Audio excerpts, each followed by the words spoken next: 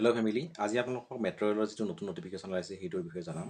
যদি আপোনালোকে ভিডিঅ'টো আজি প্ৰথমবাৰৰ বাবে চাই আছে তেনেহ'লে চেনেলটো ছাবস্ক্ৰাইব কৰিবলৈ নাপাহৰিব। লগতে আমাৰ এটা হোৱাটছআপ গ্ৰুপ আছে, লিংক মই ইয়াৰ ডেছক্ৰিপশ্যনত দি দিম, তাত গৈ আপোনালোকে জইন হৈ ল'ব।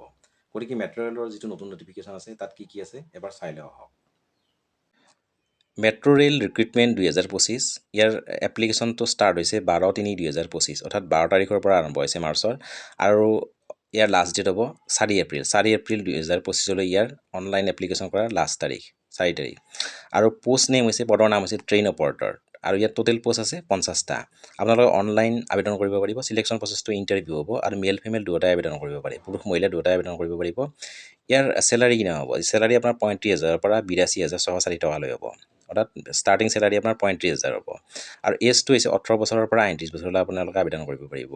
মিনিমাম 18 বছৰ আৰু মেক্সিমাম 39 বছৰ। ইয়াত কোনো ধৰণৰ এপ্লিকেশ্যন ফিজ দিব নালাগে। জেনেৰেল, OBC, SC, ST কোনেও একো এপ্লিকেশ্যন ফিজ দিব নালাগে। আৰু এডুকেশ্যন কোৱালিফিকেশ্যনটো হৈছে আপোনাৰ 10 পাছ আৰু 10মান শ্ৰেণী উত্তীৰ্ণ হ'লেই হ'ব, আৰু ডিপ্ল'মা থাকিব লাগিব। আৰু ইয়াত আপোনালোকে পাছপৰ্ট চাইজ ফটোগ্ৰাফ ডকুমেণ্ট কি লাগিব? পাছপৰ্ট চাইজ ফটোগ্ৰাফ লাগিব, signature, Aadhaar card, education certificate, caste certificate আৰু এজ প্ৰুফ। এইকেইটা হ'লে আপোনালোকে ইয়াত আবেদন কৰিব পাৰিব। আৰু এডুকেশ্যন কোৱালিফিকেশ্যনটো 10মান শ্ৰেণী উত্তীৰ্ণ হ'লেই হ'ব, আৰু ডিপ্ল'মা থাকিব লাগিব। আৰু ইয়াত কোনো ধৰণৰ এপ্লিকেশ্যন ফিজ দিব নালাগে। জেনেৰেল, OBC, SC, ST কোনো ধৰণৰ ফিজ দিব নালাগে।